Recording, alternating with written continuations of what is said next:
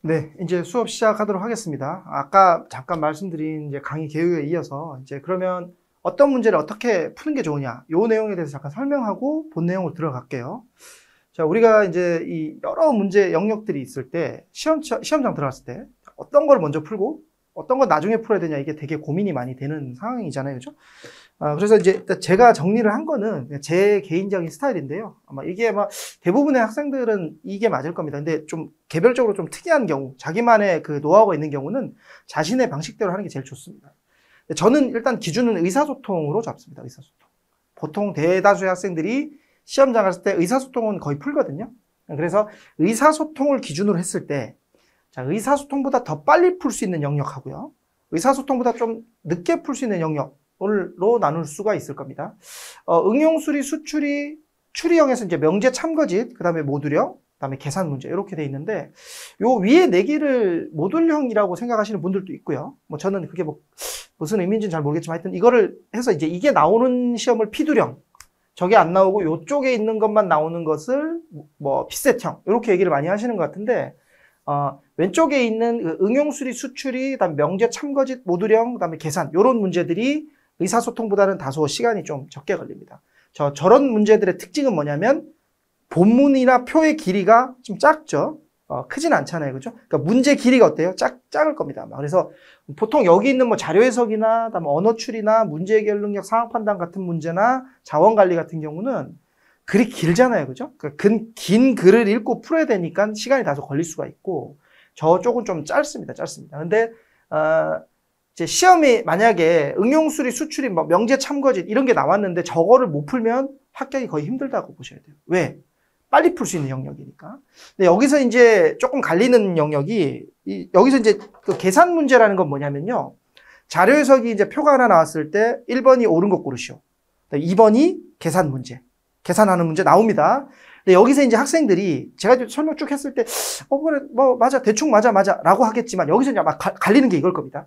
야, 응용수리 어려운데 나 못 푸는데? 이런 사람이 있을 수 있고요. 두 번째, 야, 계산은, 아마 이거는 뭐 대부분 99% 그럴 겁니다. 야, 계산 문제 시간 제일 오래 걸려. 라고 얘기하시는 분도 있을 겁니다. 근데 제가 이번에 강의 때, 이 계산 문제를 아주 상세하게 다뤄놨습니다. 어림산 파트에서. 저기서, 그러니까 내가 다 풀라는 게 아니에요. 계산 문제가 10개가 나오면, 제가 봤을 때는 7, 8개는 풀만 하거든요.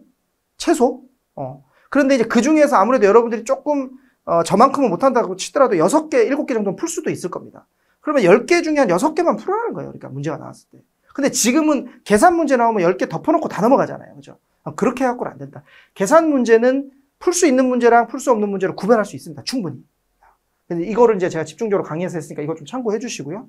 그다음에 명제 참거짓도 여러분들이 어설프게는 알지만 뭔가 좀 애매하고 이런 부분이 있을 겁니다. 이것도 제가 강의에서 완벽하게 정리를 했습니다. 그러니까 엄청 쉽게 풀 수 있게 정리를 했으니까 명제 참거짓, 다음에 계산 문제 어림산입니다. 저 꼭 좀 들어주시고, 응용수리는 어렵게 나오면 여러분들이 못 풀 수도 있습니다. 근데 역시 마찬가지로 10문제 중에 그래도 7문제, 8문제 정도는 풀 수 있어야죠. 두세 문제 어렵게 나오는 걸 얘기 드리는 게 아니고, 모두 다 풀라는 게 아니고. 근데 응용수리 10개 나왔는데 막 한두 개 풀어갖고는 쉽지 않죠. 왜? 여기 의사소통보다 더 쉽거든요. 계산 문제 제가 다시 얘기 드리지만 의사소통보다 훨씬 더 빨리 풀 수 있습니다. 그래서 이 왼쪽에 있는 영역을 좀 잘 정리를 해주셔야 되는데, 여러분들이 핏셋형이라고 하는 시험도 계산 문제 나와요. 그쵸? 계산 문제. 이거 꼭 좀 해주시고, 실제로 제가 이제 우리 학생 중에 한 명이 제가 계산을 너무 싫어하고 아예 안 풀었었어요. 근데, 이번에 건보 보고 왔는데, 계산 문제 저거 때문에 지금 최종 합격했습니다. 최종이 아니고 지금 필기 합격을 했습니다. 면접 지금 보고 있는데, 그러니까 계산 문제가 엄청 쉽습니다. 생각보다 안 어렵습니다. 실제 시험에서. 이거를 그러니까 제가 강조하는 이유가 있어요. 왜냐면 이거는 금방 풀 수 있으니까. 여기 있는 영역들은 1분 정도 또는 1분 이내에도 풀 수 있는 영역들. 의사소통은 1분 초반, 중반 정도. 이쪽에서도 무조건 다 풀지 말라는 게 아니에요. 이 중에서도 쉬운 거는 좀 풀 수 있겠죠. 예를 들어 자료 해석도 좀 쉬운 문제, 이런 거 풀 수 있을 거고, 어려운 거는 좀 나중에. 추리형도 언어 추리도 쉬운 언어 추리는 풀 수 있을 거고, 뭐 이렇게 나뉘면 되겠습니다. 자원 관리는 가급적이면 안 푸는 거죠. 그래서 저한테 이제 이런 질문을 많이 합니다. 자원 관리는 어떻게 하면 잘 푸나요? 라는 질문이 저한테 많이 들어와요. 그래서 저는 자원 관리는 빨리 풀 수가 없는 문제다. 그럼 이건 언제 풀어야 되냐? 만약에 시험이 좀 쉽게 나오면 시간이 막 남아. 그럴 때는 어쩔 수 없이 풀어야 되니까 필요는 하죠. 그렇지만 자원 관리는 기본적으로 좀 어렵다. 이렇게 좀 생각을 하시면 되겠습니다. 그러니까 여러분들이 50문제 중에 45개 이상을 풀어야 된다라고 생각을 하면 이게 풀어야 되는 거예요. 근데 50문제 중에 아까 말씀드린 것처럼 30개 중후반만 풀어야 된다고 생각을 하면 이거를 왜 고민을 해? 그죠? 그러니까 여러분들이 시험에서 떨어지고 점수가 안 나오는 이유는 얘 때문이 아니고요. 얘들 때문에. 얘들을 못 푸니까 뭘로 와야 돼? 일로 오는 거예요, 얘들. 쟤들만 잘 풀어봐. 얘가 왜 와요, 이게? 그쵸? 그러니까 그런 걸 좀 생각을 해주시기 바라고요. 이제 여기 있는 영역 중에 하나인 응용수리를 이제 본격적인 본 수업을 한번 시작해 보도록 하겠습니다. 자, 그래서 첫 번째 나와 있는 게 교재 펴주시고, 교재 펴주시고, 이제 절대 수치랑 상대 수치에 대한 비교를 먼저 하고 본 수업을 들어가도록 하겠습니다. 자, 절대 수치는 뭐냐면 그냥 우리 일반적으로 쓰는 실수라 그러죠, 실수. 그래서 이제 우리가 일반적으로 쓰는 수는 다 절대 수치라고 보시면 되는데, 상대 수치는 뭐냐면 그냥 응용수리는 퍼센트 하나만 생각하시면 됩니다. 퍼센트가 나오는 게 상대 수치다 라고 이해를 좀 해주시면 좋겠습니다. 그 밑에 이제 예제 1번, 예제 1-1번 이 두 가지를 비교를 해보면요, 여기서 형광펜 칠해진 부분을 보도록 하겠습니다. 예제 1번. 앞으로 여러분들이 수업을 할 때는 형광펜을 하나 준비를 해주세요. 형광펜을 준비해 주시고, 제가 이렇게 형광펜을 칠하라고 하든가 아니면 수업에 나오는 이 PPT에서 형광펜 노란색 마크가 칠해져 있는 부분은 형광색으로 칠해 주시기 바랍니다. 자, 형광펜의 의미는 많이 나오고 문제의 식을 유도할 수 있는 부분들이에요. 제가 저번 시간에 설명할 때 문제를 이해를 하고 그 다음에 이걸 문제 풀이로 가야 된다라고 얘기를 했고, 그 이해에서 여러분들의 핵심은 반복학습이었어요. 반복학습. 그럼 어떤 거를 반복해야 될까요? 그러니까 역시 문제에서 많이 나오고 계속 지속적으로 나오는 부분을 반복해야겠죠.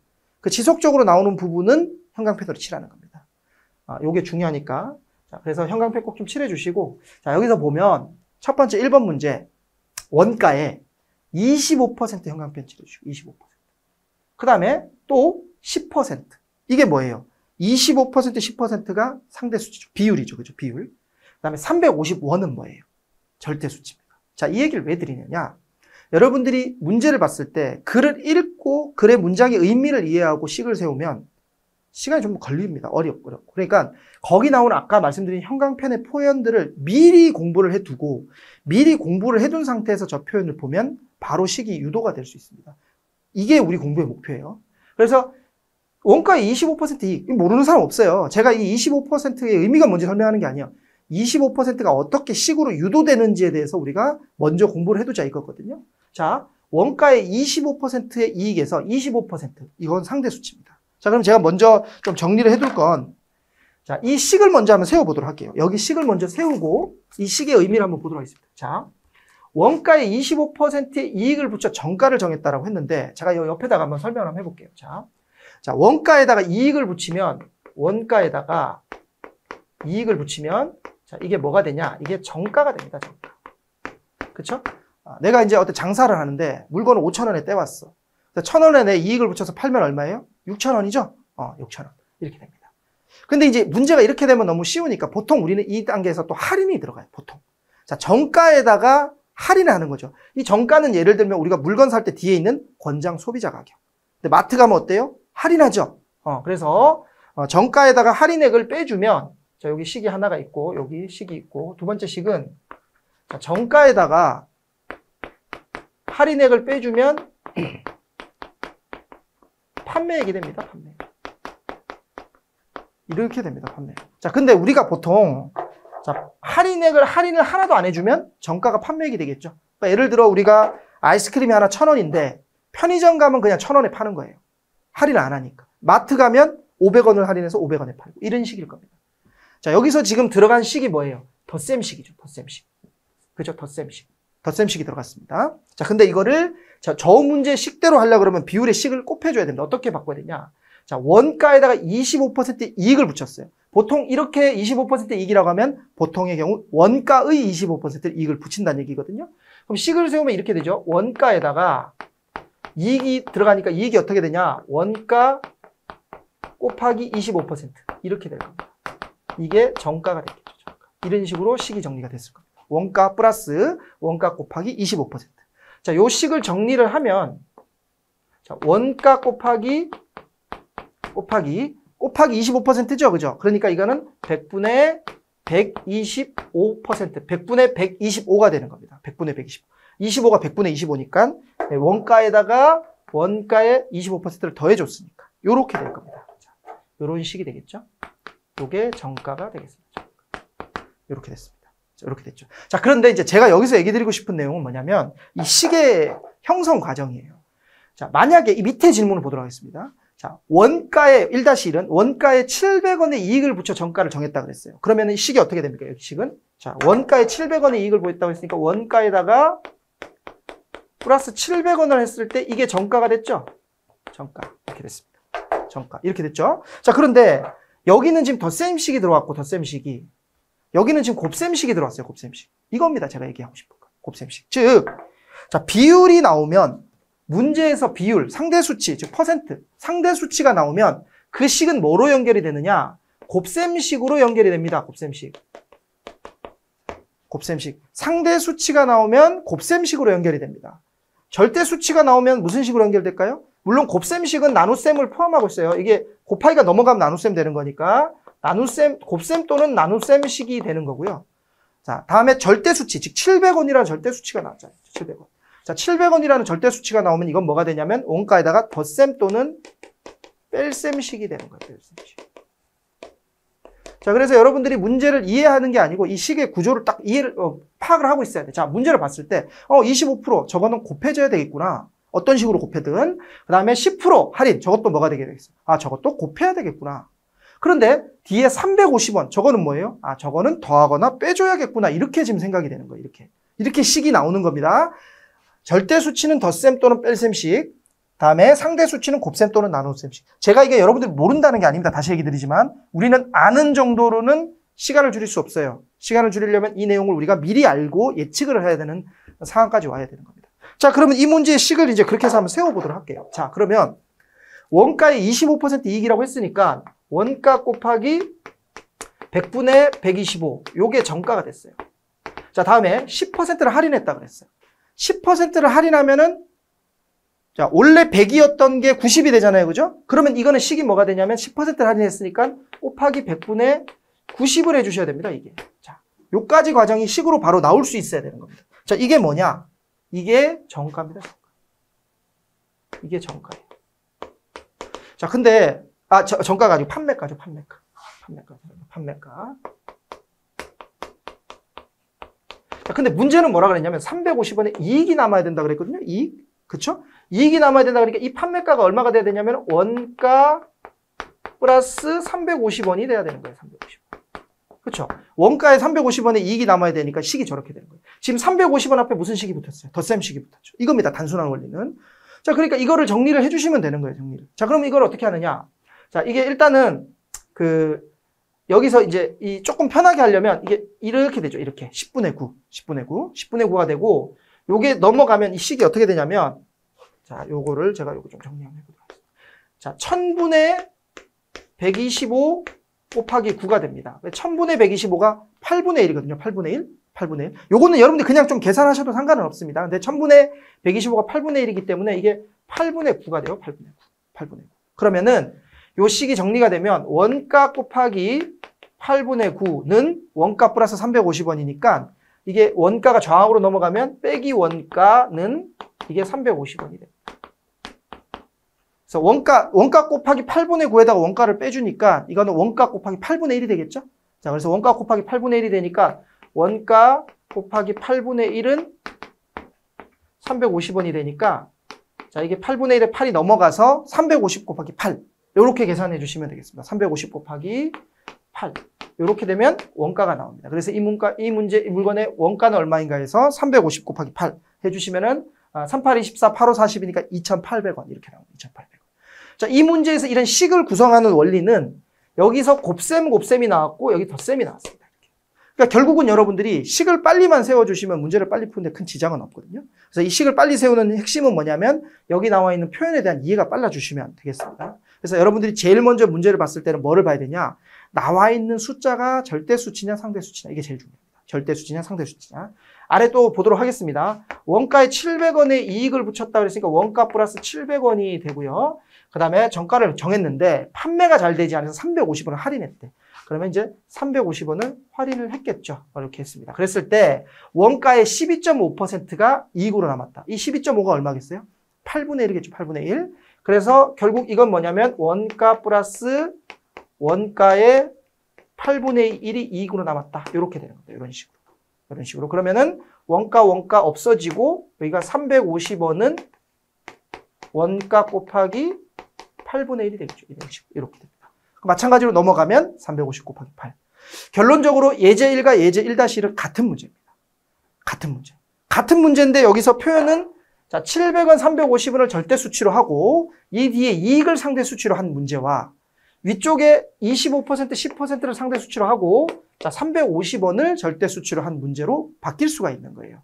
똑같은 식입니다. 그러니까 여러분들이 이 문제에서 나오는 포인트를 잘 짚어주시면 좋을 것 같아요. 그래서 예제 1번을 통해 가지고 예제 1번하고 예제 1-1번을 통해 가지고 우리가 이제 절대 수치, 상대 수치가 나왔을 때 어떤 식으로 활용하는지에 대해서 간략하게 식을 한번 세워봤는데 그러면 이제 제가 이거를 정리를 한번 해드리도록 하겠습니다. 그래서 자, 결론적으로 여러분들이 절대 수치가 나오는 경우랑 자, 상대 수치가 나오는 경우로 여러분들이 좀 나눠서 식을 좀 이해해 주실 필요가 있겠죠. 자, 절대 수치가 나오는 경우는 주로 나오는 게 뭐냐면 역시 덧셈과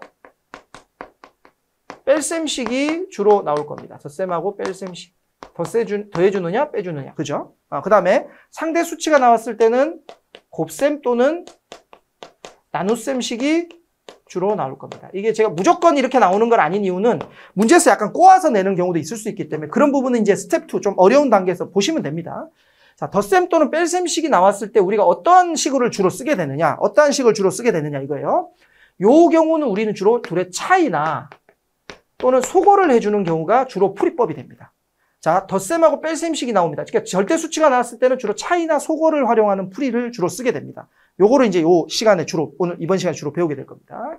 자, 곱셈하고 나눗셈식이 나오는 경우에는 풀이가 조금 더 많고 더 복잡합니다. 첫 번째는 비례, 반비례. 비례, 반비례. 그 다음에, 자, 두 번째는, 자, 약분을 해서 문제를 푸는 경우도 있습니다. 약분. 세 번째는, 배수의 법칙을 쓰는 경우가 있습니다. 지금 이 세 가지는 약분은 뭔지 아시겠죠? 약분을 제외하고 두 개는 무슨 말이냐 할 수 있을 텐데 요거는 곱셈, 나눗셈식에서 제가 집중적으로 좀 풀어드리도록 하겠습니다. 자, 절대수치랑 상대수치 중에 뭐가 더 어렵냐? 얘가 더 어렵습니다. 얘가 더 어렵고 얘가 조금 더 고난이도입니다. 그래서 식도 많죠. 그러니까 여러분들이 상대수치라고 생각하는 게 이 정확한 용어는 뭐냐면 아까 제가 비율이 주로 많이 나온다고 했는데 분수로 나타낼 수 있는 수가 상대수치거든요. 분수로 나타낼 수 있는 수. 자, 분수로 나타낼 수 있는 수가 상대수치입니다. 그래서 상대수치 여러분들이 흔히 알고 있는 상대수치 몇 가지 얘기 드릴게요. 첫째, 속도. 자, 속도는 뭐분의 뭐예요? 시간분의 거리죠. 분수로 나타낼 수 있죠. 네, 속도도 상대수치입니다. 속도도. 그래서 여러분들이 소금물의 농도 있죠. 소금물의 농도. 물론 퍼센트지만 소금물의 농도는 뭐예요? 소금물분의 소금이죠. 분수로 나타낼 수 있죠. 그죠? 그래서 소금물의 농도도 뭐예요? 네, 상대수치입니다. 그러니까 이런 것들이 여러분들이 똑같이 다 뭐예요? 비례, 반비례, 약분, 배수의 법칙 이런 식으로 문제를 풀어나가는 거예요. 요거는 이제 뒤에서 조금 더 유형화로 배우면 되니까 큰 틀을 먼저 이해해 주세요. 이번 시간에 요거를 먼저 배울 테니까 절대수치는 덧셈하고 뺄셈식이고 풀이하는 방식은 차이랑 소거다. 이렇게 좀 생각을 해주시고 그 밑에 유형을 통해서 조금만 더 배워보도록 하겠습니다. 자, 이 문제는 실제 코레일 기출 문제였는데 아주 쉬운 문제임에도 불구하고 학생들이 많이 못 풀었던 문제입니다. 자, 보도록 하겠습니다. 여기 형광펜 칠해준 부분. 자, 5,000원하고 9,000원. 이거는 무슨 식이겠어요? 덧셈식이겠죠. 덧셈 또는 뺄셈식. 다음에 월 800만 원도 절대 수치니까 이것도 덧셈 또는 뺄셈식이 될 겁니다. 자, 120만 원 마찬가지입니다. 자, 그런데 여기 상대 수치가 하나 나오는데 이게 20%. 자, 이게 우리는 곱셈식이 될 거다라는 생각을 우리가 알 수가 있을 겁니다. 자, 질문에서 물어본 내용을 한번 보도록 하겠습니다. 자, 자, 몇 마리의 치킨을 팔아야 하느냐라고 얘기했거든요. 몇 마리의 치킨. 그러면 몇 마리의 치킨을 팔아야 되는데 그 이익을 남기려고 한다고 그랬어요. 세후 이익. 자, 세후 이익이 얼마가 되려면 얼마를 팔아야 되느냐 이 얘기인데 지금 중요한 건 뭐냐면 결국 800만 원의 세후 이익을 남기려면 몇 마리 팔아야 되냐 이거잖아요. 그죠? 우리가 문제를 풀기 위해서 풀어한 부분은 800만 원의 세후 이익이에요. 세금을 내고 난 다음에 이익이 800만 원이라는 거잖아요. 그럼 우린 뭘 찾아야 돼? 세금을 찾아야겠죠. 세금은 20%다라고 돼 있거든요. 세금은 20%. 자, 그러면 이 20%가 곱해져야 되는 거예요. 어떻게 곱해지냐? 자, 세후 이익이니까 이제 세전 이익이라고 한번 해보자고요. 세전 이익에다가 20%의 세금을 내고 나면 얼마가 남게 되냐면 80%가 남게 되잖아요. 그래서 100분의 80을 곱해주셔야 돼요. 80. 그럼 이게 뭐가 되냐면 세후 이익이 되는데 이 금액이 얼마냐면 지금 800만 원이라는 거예요. 800만 원. 이렇게 된 거죠. 첫 번째 식이 여기서 나온 겁니다. 자, 그러면은 첫 번째 식이 나온 근거는 어디냐면 이 20%하고 800만 원인데 이 20% 때문에 무슨 식이 나왔어요? 곱셈식이 나왔죠. 곱셈식이 나온 거예요. 자, 그러면 세전 이익은 어떻게 푸느냐? 자, 100분의 80 약분하면 5분의 4니까 이게 넘어가면 곱하기 4분의 5가 되겠습니다. 4분의 5. 자, 이거 곱해주시면 얼마가 되냐면 1000만 원이 되겠죠. 1000만 원. 그래서 세전 이익은 얼마냐? 1000만 원이다. 20%를 없앴기 때문에 이제부터 나오는 거는 이제 거의 뭐 간단한 식들이 되겠습니다. 자, 월 임대료가 120만 원인데 괄호의 식을 보니까 이익은 월 임대료를 지불한 후에 최종 이익을 의미한다라고 얘기했기 때문에 120만 원 내고 나서 1000만 원이 이익이 된 거예요. 120만 원 내고 나서. 그러면 월 임대료, 그러니까 임대료를 내기 전에는 얼마 이익이 되냐면 1120만 원이 돼야지, 그래야지 120만 원의 임대료를 내고 나서 1000만 원이 되지 않겠습니까? 그렇죠. 그래서 우리가 이제 답을 구하기 위해 최종적인 미션은 1120만 원의 이익을 얻는 과정을 내줘야 됩니다. 자, 한 마리의 원가가 5,000원이고 판매가가 9,000원이니까 이거 빼줘야 되겠죠. 판매가에서 원가 빼주면 얼마냐? 4,000원. 근데 지금 120만 원이라 그랬으니까 우리가 계산해 줄 때 두 가지가 있을 거예요. 자, 여기다가 4,000원. 식은 두 가지가 있는데 뭐가 더 효율적인지 한번 봐보세요. 자, 하나 9,000원에서 5,000원 빼면 4,000원이죠. 4,000원. 에다가 몇 마리를 팔아야 되냐고 했으니까 이제 답을 구할 수 있겠죠. 답은 얼마냐면 1120만 원이라 그랬으니까 뒤에 0을 4개 붙여줄 수도 있습니다. 이렇게 풀 수도 있어요. 근데 아까 이제 결국은 1120만 원이었잖아요. 만 원. 자, 계산을 하실 때는 가급적이면 단위는 큰 쪽에 맞춰주시는 게 계산이 편합니다. 왜? 0이 적어지니까. 그래서 4,000원은 얼마냐? 0.4만 원이다라고 얘기를 해주시고 여기다가 답을 곱해주셔도 되겠습니다. 자, 이렇게 구해주시면 되고요. 이렇게 계산하시면 되는데 선택지를 잘 보시면 제가 이거 계산할 때 되게 강조하는 건데요. 선택지를 보셔야 돼요. 선택지의 단위가 다 뭐예요? 1000의 자리죠. 이 선택지 중에 하나 고르는 거잖아요. 그죠? 그러면은 이게 0.4만 원이든 4만 원이든 40만 원이든 내가 답을 고르는데 지장이 있습니까? 없습니까? 자, 제 무슨 말이냐? 자, 1120을 4로 나눴다고 한번 쳐볼게요. 4로. 자, 428. 그쵸? 428. 그러면 32가 남죠? 32. 그러면 48, 32입니다. 그쵸? 그러면 280이겠죠? 280. 그런데 선택지에 280이 없잖아요. 그럼 답이 뭐겠어요? 2800이겠죠? 그쵸? 근데 지금 원래대로라면 0.4로 나눴어야 되는 거잖아요. 근데 내가 그냥 4로 나눴어. 그 답을 찾는데 지장이 있습니까? 없습니까? 없죠. 이유는 선택지에 있는 자릿수들이 다 똑같기 때문에. 그러니까 우리가 선택지에서 자릿수가 다르지 않다면 굳이 우리가 이렇게 0점 몇, 뒤에 몇만 원, 뒤에 0 몇 개 이런 거는 신경 안 써주셔도 됩니다. 그러니까 앞에서 무슨 숫자로 시작하는지만 보시면 되는 거예요. 무슨 숫자로. 내가 조금 더 가장되게 얘기 드려볼게요. 자, 만약에 이렇게 나눴다고 칠게요. 이게 0.4인데 아까 4,000이었어. 4,000원. 4,000원을 바로 1,120만 원으로 바로 나눴다고 쳐볼게요. 이건 원이고 이거는 만 원이에요. 말이 안 되죠. 그죠? 그치만 그럼 어떻게 됩니까? 자, 0. 이렇게 됐겠죠. 이렇게. 자, 그 다음에 자, 여기서 2 이렇게 됐을 거 아닙니까? 4,000에 2니까 8,000이죠. 그 다음에 3,200이 남습니다. 그 다음 뭐가 돼요? 이게 8이 됐겠죠. 0.28이 됐을 거예요. 그러면 0.28이 선택지에 없잖아요. 근데 우리가 알고 있는 건 여기 48, 32라고 그래서 딱 끝났어. 0이야. 그럼 어찌됐든 숫자는 2, 8로 시작된다는 걸 알 수 있잖아요. 그럼 답을 고를 때는 2650, 2700, 2750, 2800 여기서 고를 때는 2800 바로 고를 수 있거든요. 그러니까 여러분들이 제가 이 얘기 강조하는 이유는 뭐냐면 자료 해석감 더 심한데 이게 굳이 단위를 판단해야 되는 경우가 있고 그러니까 자릿수를 이게 280인지 2800인지 28000인지를 판단해야 되는 경우도 있고 굳이 판단할 필요가 없는 경우도 있습니다.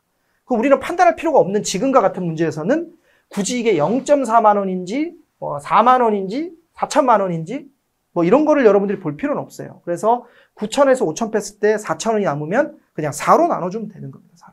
그렇게 해도 답 고르는데 전혀 상관이 없다. 요거를 꼭 좀 기억을 해주시면 좋겠습니다. 자, 다음 2-1번은 이 예제 2랑 같은 문제는 아닙니다. 근데 이제 상대 수치가 많이 나와서 이제 제가 이걸 설명드린 거예요. 이거는 조금 어려운 문제입니다. 자, 민수가 다니는 그 K 화장품 회사는 작년에 매출액 대비 25%의 이익을 올렸다. 이렇게 돼 있습니다. 그러면 예를 들어 원가 플러스 이익이 매출액이라고 했을 때, 자, 작년 기준으로 얘기 드리면 작년에는 자, 매출액 대비 25라고 그랬어요. 25%. 매출액 대비. 그러면 매출액이 100일 때 이익이 얼마냐? 25라는 소리거든요. 그죠? 매출액이 100일 때 이익이 25라는 소리고, 그러면 원가가 얼마가 됩니까? 75가 되겠죠. 그래서 75 더하기 25는 100이 되는 상황이니까 이렇게 될 겁니다. 자, 근데 그 다음에 원료 가격의 상승으로 원가가 25% 올랐대요. 그러면 여기 75에다가 그냥 20% 오른 거를 곱해주시면 되는 거예요. 20%는 얼마입니까? 5분의 1이죠, 5분의 1? 네, 5분의 1입니다. 5분의 1이면 75에 5분의 1이면 15잖아요? 자, 15가, 즉 20%가 올라가지고 15가 더해집니다. 그럼 이게 얼마가 되냐면 90이 되는 거예요, 90. 자, 근데, 그랬는데 90이 올랐다. 그런데 올해에도 판매가는 변동이 없다 그랬어요. 그럼 판매가는 매출액이 이게 판매가잖아요, 그죠? 일단은 기본적으로 매출액이 판매가라고 생각을 한다면, 판매가랑 관련이 있다. 왜냐면 판매가 곱하기 N 하면 저기 나오니까. 자, 그러면, 자, 매출액이 뭐가 되냐면 이게 100이잖아요, 100. 그죠? 100. 자, 그러면은 이익이 뭐가 돼요, 이익은? 이익은 10으로 줄어요. 10으로 줄어요. 이렇게 돼버리는 거예요. 그러면 이익이 25였는데 10이 돼버리는 상황이죠. 이익이 25였는데 10이 돼버리는 상황. 자, 그랬을 때, 자, 판매 가격은 변동이 없지만 질문이 뭐라 그랬냐면, K 화장품 전체 판매 이익은 유지를 시켜주라고 얘기했습니다. 판매 이익은 유지. 그러니까 총 판매 이익은 유지가 돼야 되는 거예요. 그러면 이제 다시 이 식이 돌아와서 판매 이익이라는 식은 어떻게 생기냐? 판매 이익은 한 개당 이익에다가 판매되는 수량을 곱해줘야 생기거든요. 수량을 곱해줘야. 자, 제가 곱셈식에서 주로 나오는 것 중에 이전에 설명할 때 뭐가 있다고 그랬죠? 비례반비례가 있다. 비례반비례. 이게 지금 잠깐 설명드리겠습니다. 자, 판매 이익이 유지가 된다 그랬어요. 얘가 유지가 되려면 요 둘은 무슨 관계가 될까요? 얘가 같으니까. 얘가 같으니까 요 둘은 똑같은데 두 개 곱해지잖아요. 요게 비례반비례입니다. 이 둘은 수는 무슨 관계냐? 반비례 관계가 돼야 돼요. 판매 이익이 유지가 돼야 된다고 질문에 설명을 했잖아요. 그죠? 만약에 한 개당 이익이 같다면 수량과 판매이익은 무슨 관계일까요? 이 둘은? 만약에 얘가 같다면 비례관계. 이렇게 되는 거예요. 요거는 나중에 곱셈에서 좀 더 자세히 설명하겠습니다. 맛만 본다고 생각하시면 됩니다. 자, 판매이익이 같으니까 한 개당 이익과 수량은 무슨 관계? 반비례 관계가 됩니다. 반비례 관계. 자, 한 개당 이익이 지금 원래 작년에는 25였는데 자, 25였는데 10으로 줄었어요. 자, 판매이익이 총 판매이익이 같기 때문에 둘은 반비례가 돼야 되거든요. 자, 그러면은 25대 10이니까 반비례가 된다는 얘기는 이렇게 돼야 된다. 이렇게. 약분하면은 이게 5대 2잖아요. 그죠? 자, 그래서 판매 수량은 2에서 5가 돼야 된다. 2에서. 그 말은 뭐냐? 원래 2개 팔던 거를 5개 팔아야 된다. 그러니까 질문에서 작년보다 얼마나 더 팔아야 하냐라고 물었거든요. 원래 2를 팔던 거를 5로 팔아야 되니까 3개를 더 팔아야 되잖아요. 그죠? 3개를. 자, 2개 팔던 거를 5개 팔아야 되니까 3개를 더 팔아야 되니까 원래 2개 팔던 데다가 150%를 더 팔아야 3개를 팔아야 5개가 된다. 요 말입니다. 그래서 답이 뭐가 되냐면 4번에 150%가 됩니다. 150%. 근데 질문에 그래서 작년보다 몇 배를 팔아야 되냐라고 얘기했으면 2에서 5로 가니까 2.5배가 됐을 건데 작년보다 얼마를 더 팔아야 되냐. 이 더 팔아야 되냐라고 얘기했기 때문에 150%가 되는 거다. 이렇게 보시면 되겠습니다. 지금 쭉 문제를 풀었는데 자, 이 문제에서 제가 조금 초기에 풀긴 조금 어려운 난이도예요. 근데 제가 이 문제를 왜 예제에 실었냐면 이렇게 비율이 들어왔을 때는 곱셈식이 되고 방금 말씀드린 것처럼 비례반비례로 풀린다. 이걸 좀 보여드린 거예요. 이렇게 좀 생각을 해주시고 다음 세 번째가 나오는데 상대 수치랑 절대 수치에서 또 어려워지는 포인트가 하나가 있습니다. 그걸 좀 설명드릴게요. 자, 평균을 구할 때 평균을 구해야 되는 경우에 여기도 좀 나뉩니다. 절대 수치는 평균을 구할 때 어떻게 구하냐? 이때는 가평균으로 풀면 됩니다. 가평균. 그다음에 상대 수치가 나왔을 때는 가중평균으로 풀면 되겠습니다. 가중평균으로 보면 되는데 자, 이거를 좀 잠깐 설명을 해드릴 테니까 이게 어려워요. 이거는 별로 안 어려운데 이게 어려워서 요거를 푸는 거는 소금물의 농도를 수업할 때 제가 집중적으로 해드릴 테니까 그때 좀 더 보시고요. 일단은 어떻게 다른지를 보는 거예요. 자, 1번. K학교 1학년 3개 반에 여학생 수의 평균은 얼마냐라고 물었고요. 여학생 수는 여자 수가 30명, 25명, 35명이 나왔기 때문에 이거는 절대 수치입니다. 그렇죠? 절대 수치. 그다음에 예제 3-1번 K학교 1학년 3개 반에 남자 비율은 얼마냐라고 물었는데 이때는 평균이라는 단어가 생략이 됐죠. 이렇게 상대 수치일 때는. 그렇죠? 자, 그런데 남자 비율이 얼마냐면 40%, 50%, 60%, 65% 이 비율이 나와 있어요. 지금 40%, 50%, 65%. 이 세 개의 비율의 합이 아니잖아요. 남자 비율은 저 세 개의 비율의 평균이 되는 겁니다. 그렇죠? 요 세 개의 비율을 더해서 푸는 게 아니고 이 세 개의 평균을 내줘야 되는데 요 때는 어떻게 푸냐면 가중평균으로. 자, 이거 한번 풀어볼게요. 위에 것부터. 자, 그래서 절대수치의 평균을 풀어라 그러면 여학생 수가 얼마냐면 30명, 25명, 35명입니다. 그럼 이때는 자 우리가 이 평균을 구하기 위해서는 절대수치니까 가평균을 잡아줘야 되는데 가평균은 보통 중앙에 있는 숫자로 많이 잡아주거든요. 그러면은 30명, 25명, 자 30명, 25명, 35명이니까 중앙의 수가 30명이잖아요. 25, 30, 35니까 가평균을 30으로 잡고 자 그럼 평균의 식은 이렇게 됩니다. 평균은 요것도 평균 파트에서 제가 좀 더 자세히 설명을 해드릴 테니까 간단히 맛만 본다고 생각하시면 되겠습니다. 평균은 가평균 플러스 n분의 편차의 합 이렇게 보시면 되는데 여기서 지금 이 문제에서 가평균은 뭘로 잡았냐? 30으로 잡았죠. 그 다음에 플러스 n은 하나, 둘, 세 개니까 세 개입니다. 그다음 편차의 합은 30으로 잡으면 30이 편차가 0이고 25는 마이너스 5고 35는 플러스 5가 돼서 마이너스 5랑 5를 더하면 0이 됩니다. 그래서 평균은 30이다. 그래서 여학생 수의 평균은 30이다. 이렇게 되는 겁니다. 자, 이 식은 나중에 더 배울 테니까 식보다 더 우선이 되는 건 절대 수치의 평균이다. 이거예요. 두 번째는 상대 수치의 평균인데 자, 상대 수치는 가중 평균을 한다고 했는데 자, 가중 평균은 자세한 설명은 소금물의 농도에서 할 테니까 대충 큰 틀만 봐주시면요. 자, 가중 평균을 할 때는 분모, 가중 평균이라고 하는 거는 분모가 제일 중요합니다. 분모의 비율대로 가중 평균을 해주는 건데 분모가 지금 몇 명이냐면 분모가 뭐냐면 자 질문에서 남자 비율이라고 했는데 남자 비율에 식을 세우면 전체 이 표에서는 합계죠. 합계가 전체 인구니까 합계분의 남자 수를 구해야 되는 상태잖아요. 그죠? 자 여기서 분모는 합계입니다. 여기 숫자입니다. 그래서 이 숫자들의 비율대로 평균을 해주는 건데 가중 평균을 해주는 건데 여기가 50명, 50명, 100명이니까 이 50명하고 100명은 서로 다르잖아요. 그죠? 요거를 가중평균 하려면 조금 더 까다롭습니다. 그래서 얘들을 먼저 해주는 겁니다. 그러니까 제가 두 가지 버전을 해줄 테니까 잠깐 봐주세요. 자, 40%하고 50%를 가중평균 먼저 하도록 하겠습니다. 자, 40%는 합계가 50명이고 50%도 50명입니다. 자, 그러면은 요 둘을 인구수가 1대1이기 때문에 요 둘은 1대1로 요 사이에 있는 평균을 내분해 주시면 되는 거예요. 그냥 평균하듯이. 그래서 40하고 50 사이가 45%가 됩니다. 즉 그래서 A반하고 B반을 합쳤을 때 평균이 45%예요. 그럼 이걸 타고 넘어와서 A 플러스 B가 45%. 그 다음에 C가 65%니까 이것도 둘을 나눠주면 되는데 A 플러스 B는 얼마냐면 100명이 됩니다. 그 다음에 C반도 100명이 됩니다. 그래서 이거를 약분하면 1대1이죠.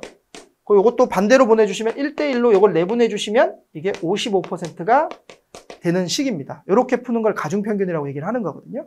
자, 요 풀이는 소금물의 농도에서 자세히 풀어드릴 테니까 지금은 이런 게 있다 정도. 지금 상대 수치랑 절대 수치는 이런 차이가 있다. 요 정도만 좀 봐주시면 되겠습니다. 이렇게 좀 봐주시고. 그래서 지금 이렇게 해서 전체적으로 제가 보여드린 거는 이 표에 문제에서 절대 수치가 나오냐 상대 수치가 나오냐에 따라서 풀이가 완전히 나뉜다. 이 부분을 좀 설명을 드렸습니다. 그 다음 페이지 한번 보도록 하겠습니다. 자, 예제 4번. 오리와 개가 총 300마리가 있다. 두 동물의 다리개 수의 합이 840개일 때 개는 몇 마리인가? 이 부분입니다. 지금 보시면 예제 4번, 5번, 1번, 2번 쭉 보시면요. 자, 오리와 개 있고요. 총 300마리가 있습니다. 그 다음에 두 동물의 다리개 수의 합이 이렇게 나와 있거든요. 그 다음에 840개.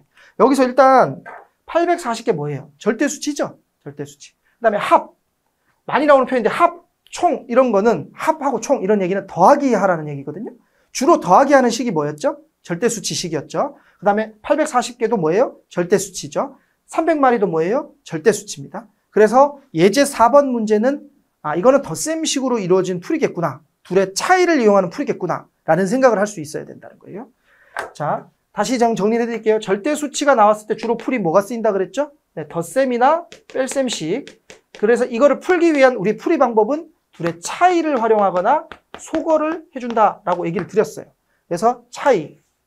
아주 중요합니다. 차이. 둘의 차이를 활용하는 풀이가 많이 나온다. 차이를 활용한 풀이가 많이 나온다. 지금 이겁니다. 이 문제에서. 예제 5번 한번 보도록 할게요. 자, 결국 전반전이 있고 후반전인데 점수가 뭐예요? 42대 46이 비율이 아니잖아요. 전반에 결국 B학교가 42대 46으로 이겼다. 저 얘기는 뭐예요? A학교는 42점, B학교는 46점. 절대 수치가 나왔잖아요. 그죠? 그리고 여기 이제 표현이 결국이라는 표현이 나와요. 결국은 뭐예요? 자, 내용을 볼게요. 전반전에는 누가 이겼고 8점을 더 얻었다 그랬죠. 이것도 뭐예요? 절대 수치죠? 몇 프로 더 얻었다가 아니잖아요. 그죠? 8점을 더 얻었다. 그다음에 B학교도 2배, 이거는 곱셈인데, 일단 요거는 곱셈이니까 퍼센트는 아니죠. 그죠? 자, 8점을 더 얻었고, 그 다음에 후반이 나왔는데, 결국이라는 말의 뜻이 뭐예요? 전반이 있었고, 후반이 있었는데, 결국이라는 얘기는 전반하고 후반을 더해주라는 의미잖아요. 더해주라는 의미죠. 전반하고 후반을 곱하진 않을 거 아닙니까? 나누지도 않을 거고. 그래서 이것들이 결국은 예제 4번하고 5번이 무슨 식을 얘기하는 거냐면, 덧셈식을 얘기하는 거예요. 절대 수치고. 자, 마찬가지로 1번. 오른쪽에, 1번. 2번 다 마찬가지로 절대 수치가 나오고 있단 말이에요. 그렇죠? 그래서 지금 예제 4, 5번, 1번, 2번 전부 다 뭐를 나타내는 거냐? 이제 절대 수치가 나오는 문제를 어떻게 푸는지를 한번 배워보자라는 취지죠. 그래서 예제 4번부터 한번 보도록 하겠습니다. 자, 예제 4번 문제의 식을 하나 알려드릴 텐데요. 이거를 제가 개오리 다리 풀이식이라고 설명을 드릴 테니까 앞으로 이제 계속 활용될 풀이입니다. 절대 수치 풀이에서 가장 많이 나오는 풀이. 자, 둘의 차이를 활용하는 거예요. 둘의 차이. 자, 우리가 만약에 이 문제를 봤어요. 이건 어렵지 않습니다. 이건 그냥 여러분들이 방정식을 써도 풀 수 있어요. 자, 예를 들어 오리와 개가 총 300마리다. 그러면 오리랑 개를 더하면 300마리가 될 겁니다. 근데 두 동물의 다리 개수의 합이 840개래요. 그러면 오리는 다리가 2개고 개는 4개잖아요. 그러면 2 곱하기 오리 더하기 4 곱하기 개는 840이다. 요 두 가지 식이 나올 겁니다. 요 두 가지 식을 연립해서 푸는 거를 연립방정식 이렇게 얘기하잖아요. 그죠? 이걸 연립방정식 이렇게 얘기할 겁니다. 자, 이렇게 풀어도 괜찮습니다. 이렇게 쉬운 문제는. 근데 뒤에 난이도가 올라가면 여러분들이 이제 이렇게 풀어갖고는 시간에 풀지를 못하는 거예요. 그래서 이제 하나를 배워야 되는 거예요. 자, 절대 수치는 둘의 차이를 활용해 푼다 그랬어요. 자, 오리와 개가 몇 마리인지 모르잖아요. 근데 다리 개수가 2개가 차이가 나죠. 오리는 2마리, 오리는 다리가 2개, 개는 다리가 4개. 그럼 둘의 차이를 기준으로 본다 그랬어요. 그러면 오리하고 개는 다리가 몇 개 차이 납니까?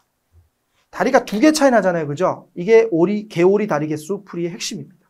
오리하고 개는 다리가 2개 차이 난다. 자, 오리는 다리가 2개입니다. 자, 개는 다리가 4개다라고 보지 말고요. 이제는 어떻게 보냐면 2개에다가 몇 개가 더 추가가 됩니까? 2개에다가 다리가 2개가 더 추가가 되는 거예요. 이렇게 보는 거예요. 자, 그러면은 내용적으로 이렇습니다. 오리인지 개인지는 모르겠지만 다리가 2개씩은 있어. 2개씩은. 근데 개가 한 마리 더 들어올 때마다 다리가 2개씩 더 늘어나네. 이렇게 식을 세우는 거예요. 오리하고 개하고 다리가 2개씩은 무조건 있는 거예요. 자, 총 300마리라고 했으니까 300마리가 다리가 2개씩은 다 있어. 근데 개가 한 마리 늘어날 때마다 다리가 2개씩 늘어나네. 이게 이제 이 풀이의 핵심입니다. 자, 그러면 식을 이렇게 세우는 거예요. 자, 300마리가 다리가 2개씩은 다 있다. 다리가 2개씩은 다 있다. 근데 개 한 마리당 다리가 2개씩 늘어나니까 2 곱하기 개죠. 는 몇 개냐? 다리가 840개가 된다. 이렇게 840개. 그러면 300 곱하기 2는 600이고 여기 840이니까 이게 뭐가 돼야 돼요? 240이 돼야 돼요. 자, 그래서 개는 120마리. 2 곱하기 개가 240이 돼야 되니까 개는 이제 120마리가 돼야 된다. 이거예요. 120마리. 근데 자, 이게 여러분들이 보셨을 때 이게 왜 이전의 식보다 좀 단순해지는 거냐면 아까는 2개의 식이 나온 연립방정식이었잖아요. 그죠? 근데 이 개오리 다리 개수를 활용하면 하나의 식으로 여러분들이 정리를 해줄 수가 있습니다. 하나의 식으로. 단일식으로. 그래서 2개보다는 하나가 훨씬 빠르겠죠. 그럼 난이도가 올라가면 더 복잡한 식이 더 간단하게 되는 방법이기 때문에 아주 효율적인 방법입니다. 아주 효율적인 방법. 그래서 이거를 개오리 다리 개수다. 이렇게 얘기를 드렸습니다. 자, 그 다음에 예제 5번, 그 다음에 1번, 2번. 지금 제가 이제 수업을 할 때는요, 여러분들이 반드시 문제를 풀어보고 수업에 참여를 해주셔야 되거든요. 그래서 가급적이면 여러분들이 문제를 풀 때는 일시정지를 하시고 문제를 다 풀어보고 수업을 들어주시면 좋을 것 같아요. 문제를 다 풀어보고. 그래서 지금 예제 5번, 1번, 2번 한번 문제를 풀어보도록 하겠습니다. 자, 풀어보셨나요? 여러분들이 문제 푸실 때는 잘 못 풀거나 틀리고 해도 전혀 상관없습니다. 이게 수학을 여러분들 오해를 하시는 게 기본 개념을 배우면 바로바로 적용해서 풀 것이다 이렇게 착각을 많이 하시는데 수학은 그런 과목이 아니에요. 수학은 당연히 틀리고 나서 틀린 문제를 반복해서 공부하면서 내가 틀렸던 문제를 맞추는 게 수학이에요. 이 선우가 반대됐습니다. 그래서 개념 설명을 들었다 하더라도 뒤에 문제가 안 풀려도 괜찮습니다. 자, 우선 예제 5번부터 보도록 하겠습니다. 전반은 A가 B보다 8점을 더 얻었는데 후반에는 B학교가 얻은 점수를 어떻게 해서 결국은 B가 42대 46으로 이겼다 그랬거든요. 그래서 저는 B를 기준으로 정리를 해드리도록 하겠습니다. 결국은 B가 4점을 이겼으니까. B 입장에서 보자면 전반은 마이너스 8입니다. 그렇죠? A가 B학교보다 8점을 더 얻었다. A 기준에서 플러스 8이지만 B 기준에서 마이너스 8이죠. 근데 결국은 4점 앞섰어요. 자, 그럼 상식적으로 생각해보자고요. 전반에 8점 지고 있었는데 결국은 4점 이겼네? 그럼 후반은 몇 점을 더 더해준 겁니까? 그렇죠. 12점이 더해진 거죠. 12점. 그래서 마이너스 8하고 플러스 4니까 결국은 12점을 더하게 된 겁니다. B 입장에서. 자, 그러면은 이렇게 생각할 수 있겠죠. A가 있고 B가 있는데 A하고 B의 점수 차이는 후반에 12점 차이가 났다라고 볼 수 있겠습니다. A하고 B의 차이는. 그죠? 자, 그랬는데 단서가 이것만 갖고 못 풀어요. 근데 뭐가 있었냐? A학교가 후반전에 얻은 점수의 2배를 얻었대요.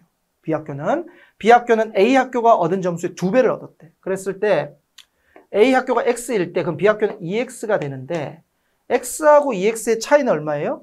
이게 X죠? X. 그게 얼마라는 거죠? 이 차이가 12점이라는 거예요. 12점을 더 얻었으니까. 더. 그쵸? 그래서 X는 10이다. 그래서 결국은 A학교는 12점이고 B학교는 2배인 24점이어서 둘은 12점 차이가 났다. 이렇게 보시면 되겠습니다. 그래서 A학교는 몇 점이냐? 12점이 되겠습니다. 12점. 이렇게 좀 정리를 해주시면 될 것 같습니다. 그래서 예제 5번도 역시 절대 수치가 나와 있었기 때문에 우리가 계산하는 과정에서 계속 뭐를 썼죠? 덧셈, 뺄셈, 둘의 차이 이런 거를 쓸 수밖에 없었죠. 다음에 1번 문제 보도록 하겠습니다. 자, 1번 문제에 대한 식은 자, 어른은 500원, 어린이는 300원이니까 형광펜이 어디다 칠해줘야 될까요? 500원, 300원이죠. 절대 수치잖아요. 그죠? 그 다음에 또 총 계속 덧셈이라는 얘기가 나와요. 76,200. 절대 수치가 나오니까 둘의 차이를 활용해야 되는데 500원, 300원 나오니까 이거 개오리 다리 개수 배웠던 거랑 비슷하네. 그죠? 그러면은 어른을 500원, 어린이를 300원으로 볼 게 아니고 자, 어른을 300원 더하기 200원. 어린이를 300원 이렇게 보자는 거죠. 그럼 둘을 자, 이것도 이렇게 되겠죠? 어린이든 어른이든 상관없지만 300원은 무조건 나오고요. 어른 한 명당 200원씩 더 나온다. 이렇게 보면 되겠죠? 어린이든 어른이든 300원씩은 무조건 나오는 거예요. 그래서 이 식이 200 곱하기 200명이니까 200명이 300원씩은 무조건 받게 되고 거기다 더하기 어른이 한 명 나왔을 때마다 200원씩이 추가가 돼가지고 그래서 얼마냐? 이게 76,000원이다. 이렇게 쓰시면 되겠습니다. 76,000원이다. 자, 그러면 여기가 200 곱하기 300이 6만 원이잖아요. 6만 원. 그죠? 6만 원. 여기가 76,000원. 그럼 이게 뭐가 돼야 돼요? 16,000원이 돼야 됩니다. 그럼 이제 0 두 개 없애고 나면 2 곱하기 어른이 160이 돼야 되니까 어른은 80명이 되겠습니다. 어른은 80명. 자, 질문에서 어린이의 수를 물었으니까 어른이 80명이니까 200명 중에 어른이 80명이니까 어린이는 120명이 되겠습니다. 120. 그래서 답이 4번. 이렇게 좀 생각을 해주시면 되는데 이 부분은 여러분들이 꼭 메모를 해주세요. 이 부분은 실수주의. 이렇게 메모를 해주셔야 돼. 무슨 말이냐. 결국은 우리가 푼 거는 어른의 숫자를 푸는 식이었잖아요. 그죠? 어른의 숫자. 근데 어른의 숫자를 풀었는데 질문에서 어린이를 물어보게 되면 그냥 우리가 이제 저기서 풀을 때 결국은 이제 답이 4번인데 1번을 찍을 수 있다는 거예요. 1번을. 그러니까 1번을 찍으신 분이면 더 경계를 하셔야겠지만 그냥 내가 잘 읽었다 하더라도 항상 중요한 건 뭐냐면 마지막에는 질문에서 그래서 물어본 게 뭔지 마지막에 물어본 게 내용이 뭔지는 꼭 좀 생각을 하시면 좋겠다. 요 얘기입니다.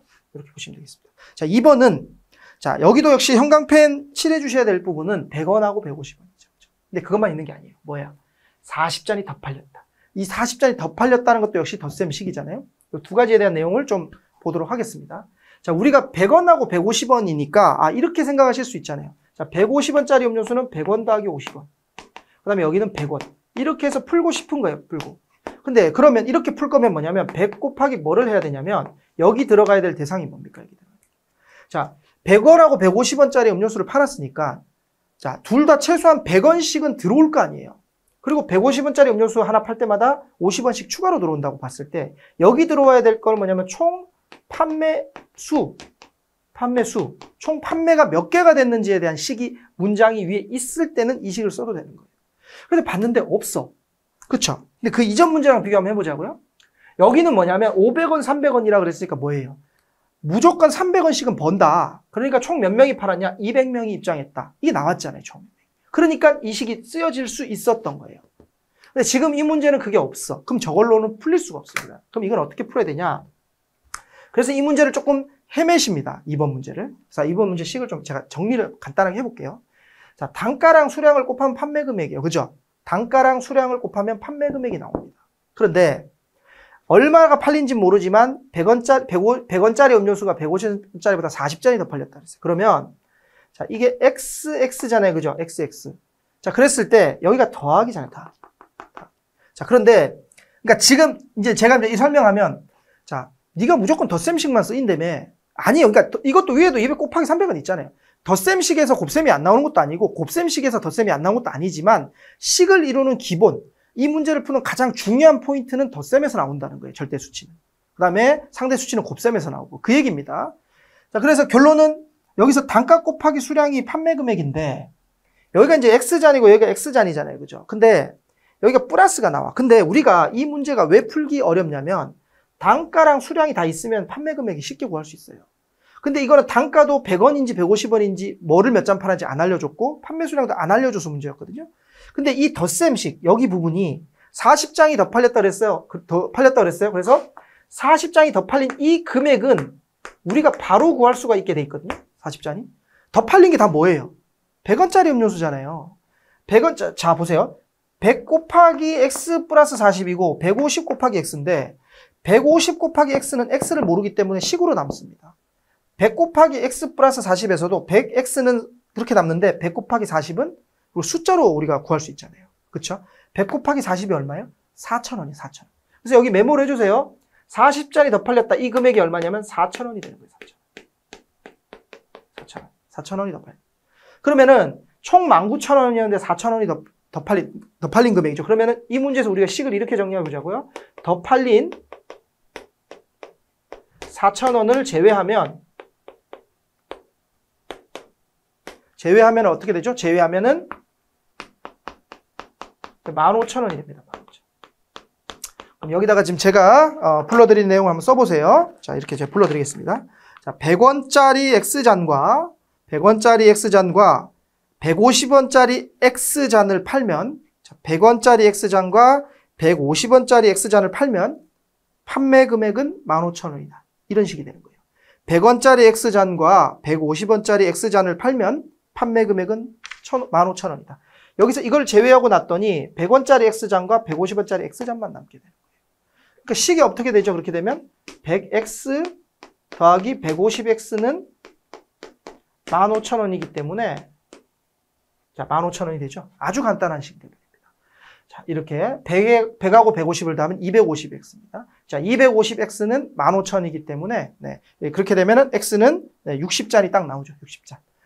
250X는 15,000원이니까. 근데 제가 여기서 제일 중요한 건 뭐냐면 물론 여기서 100원하고 150원의 음료수로 개오리 다리 기수를 풀려고 노력을 할 수 있지만 저걸 풀기 위해서는 전체 판매 수량이 얼마인지가 문제에 나와 있어야 되고요. 안 나왔기 때문에 그걸 못 풀었습니다. 하지만 여기도 40잔이 더 팔렸다라고 하는 이 부분이 덧셈 비교에서 가장 중요한 차이가 나왔고 이 금액이 4,000원이라는 게 바로 나왔기 때문에 그 다음부터는 아주 단순하게 문제를 풀어줄 수가 있게 바뀐 거다.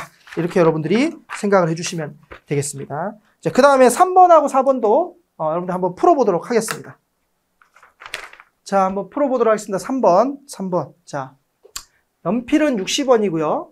그 다음에 사인펜은 90원입니다. 자, 그러면 이거는 개오리 다리 개수를 풀어야 되겠죠? 개오리 다리 개수.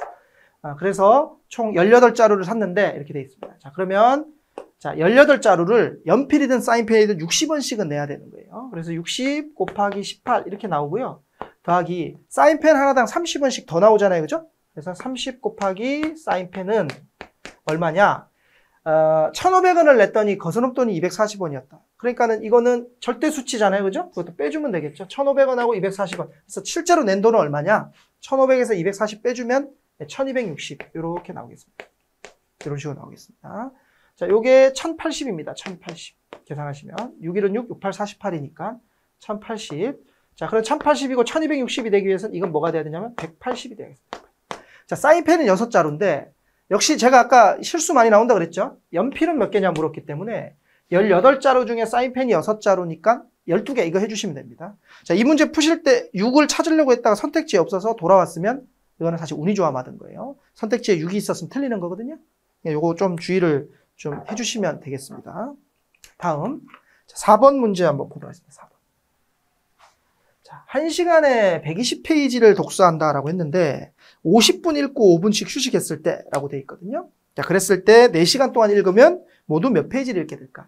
자, 우리가 문제에서 이 다 절대 수치죠. 그죠? 다 덧셈 뺄셈 해야 되는데 몇 페이지를 읽게 될까라고 되어 있지만 여러분들이 이거를 읽는 거에 집중해서 풀면은 어려울 수밖에 없어요. 자, 50분을 읽고 5분을 쉽니다. 그러면은 우리가 이거 계산을 할 때는 좀 적은 쪽을 위주로 생각을 해주는 게 더 편하거든요. 이거는 확률에서도 마찬가지고 모든 계산이 다 이게 기본입니다. 50분이라는 숫자보다는 5가 작고, 그쵸? 그래서 이 5에 좀 집중하면 좋을 것 같아요. 그래서 4시간 동안 읽는다라고 했을 때 4시간이 아니고 4시간에다가 뭐를 빼주냐? 쉬는 시간을 빼준다라고 생각해 주시면 계산이 더 쉬워질 것 같아요. 몇 분을 읽느냐가 아니고 몇 번을 쉬느냐. 자, 그러면 50분을 읽고 나서 5분을 휴식하는 거기 때문에 50분 읽고 5분을 쉬는 거는 합쳐서 이게 뭐냐? 이게 결국은 한 세트가 됩니다. 이 한 세트 단위로 반복이 되는 거거든요. 그래서 여러분들이 55분 단위로 반복이 되고 이 55분에는 5분씩 쉬는 시간이 매번 한 번씩 들어가 있다. 이렇게 보셔야 될 것 같아요. 자, 4시간이면은 6, 4, 24니까 총 240시간입니다. 240시간. 자, 그러면 55분짜리 세트가 몇 번 들어가느냐? 4번 들어가죠. 5, 4, 20, 5, 4, 20이니까 220입니다. 4번 들어가고 이게 제일 중요합니다. 얼마가 남느냐? 20이 남아야 240이 되는 거예요. 그렇죠? 그런데 질문이 뭐예요? 50분 읽고 난 후 5분 휴식 있죠? 그러면 이렇게 4번의 세트가 끝나고 나서 그 다음은 뭐로 시작해요? 책을 읽는 거로 시작하잖아요. 쉬지 않습니다. 우리는 뭐만 찾으면 돼요? 쉬는 시간만 찾으면 돼요. 그래서 여기 결론은 뭐냐? 4번 쉰다. 4번 쉰다. 4번이면 한 번에 5분씩이니까 얼마예요? 4번? 20분이죠? 20분. 그래서 4시간이면 이거는 240분이고 240분에서 얼마를 빼냐? 20분을 빼주시면 되겠습니다. 20분 빼면은 결국은 220분의 책을 읽었다라고 보시면 되고요. 220분. 질문에서는 뭐라 그랬냐면은 1시간에 120페이지를 독서한다고 했으니까 1분에 2페이지씩이죠. 1시간이 60분이니까. 그래서 220분에다가 1분에 2페이지씩이니까 곱하기 2를 해주시면 440이 나오게 되겠습니다. 그래서 답이 440 이렇게 하시면 될 것 같고요. 근데 여기서 이제 만약에 이것까지 메모해 주세요. 이 부분 형광펜 칠해주신 부분 보고 만약에 5분 휴식 후 5분 휴식을 먼저 하고 휴식 후 50분의 독서를 했다면 어떻게 될까요? 50분을 읽었다면 이렇게 됐다면 자, 5분 휴식 후 50분을 읽고 이렇게 됐다면 어떻게 될까요? 그러면 이 20분의 남는 시간의 시작은 뭐가 될까요? 5분 휴식으로 됐겠죠? 맞죠? 5분을 먼저 쉬니까 그러면 이게 4번 쉬는 게 아니고 몇 번 쉬는 걸로 바뀌죠? 이렇게 되면 네, 이렇게 되면 5번 쉬는 걸로 바뀝니다. 5번 쉬는 걸로. 즉 25분 쉬는 걸로 식이 바뀌게 됩니다. 이 문제 표현 때문에 이것만 좀 기억을 하시면 좋겠습니다. 첫 시간 수업은 여기까지 하고요. 다음 시간에 다음 페이지부터 보도록 하겠습니다. 수고하셨습니다.